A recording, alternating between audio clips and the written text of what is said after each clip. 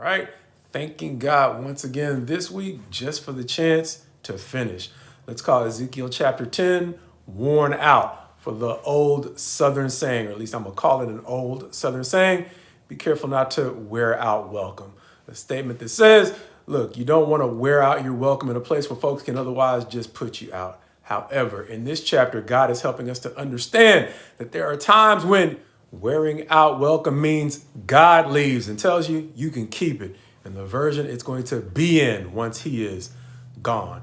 Understanding that this chapter comes on the heels of chapter 8, where God showed Ezekiel why he was about to do the things he did in chapter 9. And now in chapter 10, we're going to see him just get up and go. Let's look at it from the perspective of three main people or characters. I hate to call them characters because these are real beings. But Ezekiel, being our narrator, he is going to describe for us in this chapter, once again, the cherubim, the man in linen, and this time the glory of the Lord.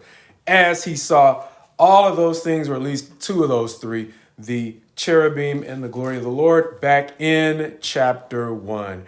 This chapter beginning, then I looked, and behold, on the expanse that was over the heads of the cherubim, there appeared above them something like a sapphire, in appearance like a throne. And he said to the man clothed in linen, go in among the whirling wheels underneath the cherubim. Fill your hands with burning coals from between the cherubim and scatter them over the city.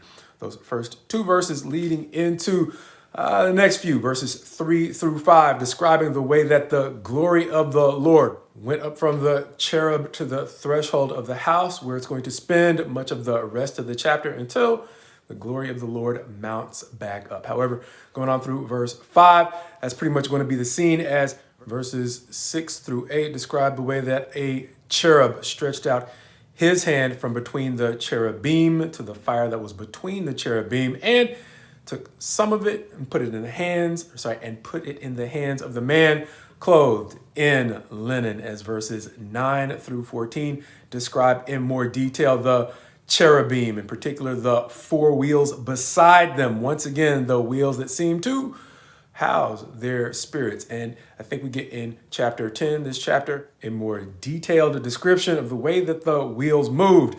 And even though, once again, this goes back to my chapter 1 confession, I don't understand a lot of this. Sometimes an important, at least for me, an important Bible hack is putting a mental note by some of the things that you get in the way of information that you can't use right now. As one of my instructors repeatedly told us in preaching school, file it away for a day in which you might be able to use it, meaning as you grow and as you learn, the important information here that might just seem like it is trivia might fit into a life lesson later on. And so as we hear the description, it is important not to overlook the description of the wheels and the cherubim that Ezekiel gives, because God willing, as we grow in wisdom, we have a place to put info like this, God willing, to better use. But in this chapter, verses 15 through 17 are going to go on to talk about the way that Ezekiel seems to be doing just that, as he wasn't necessarily sure about what he saw by the Kibar Canal in chapter 1, but this chapter is helping us to understand that what he simply described as four living creatures in chapter 1 are what he now seems to understand are as cherubim. Verse 15 reading, and the cherubim mounted up. These were the living creatures that I saw by the Kibar Canal. As verse 17 once again says, for the spirit of the living creatures was in them. That means the wheels. As verses 18 and 19 are going to say that the glory of the Lord at this point went out from the threshold of the house and stood over the cherubim. Verse 19, and the cherubim lifted up their wings and mounted up from the earth before my eyes as they went out, with the wheels beside them. All now standing at the east gate of the house of the Lord, with the glory of the Lord over them. Verse 20, seeming to help us understand how he is putting two and two together, at least as it goes with the cherubim. Verse 20, saying, these were the living creatures that I saw underneath the God of Israel by the Kibar Canal, and I knew that they were cherubim. Verse 22, the last verse of the chapter, going further to let us know that as for their faces, they were the same faces whose appearance he had seen by the Kibar Canal. An important note, understanding that his description of them is a little bit different. This time, what he seems to describe as the face of the cherub would be in the place of the face of the ox that he described in chapter 1. Once again, I don't understand the discrepancy. I do know, however, if you draw a diagram of the faces, they seem to make a little bit more sense than they might if you simply read them, especially when you try to read them with or compare them with the description of the cherubim that I think John sees before the throne of God in Revelation 4. I think I got the chapter right there. But either way, they are now taking the glory of the Lord away from the temple, which, if you're like me, might tempt you to ask, well, why does that matter? It's just glory. And what we are talking about is the God who has taught us not to be overly consumed with seeking vain glory. But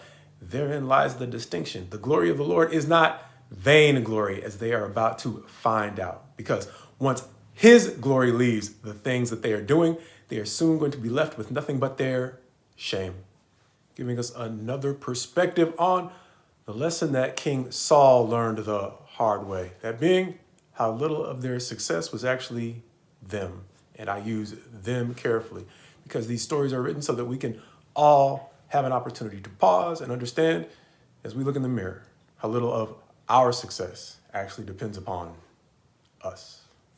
A realization that once again may go back to our understanding of the distinction between grace and mercy, especially if we look at our grace more as a grace period, meaning that the grace period God gives us to make changes can start to feel like permission. And so as God gives us grace, it's important to understand why he gives us grace so that over time we avoid the temptation to begin feeling entitled and quite possibly setting ourselves on a path to wearing out welcome with God, a God who will not necessarily evict us before he leaves us to see how much of our success was actually us.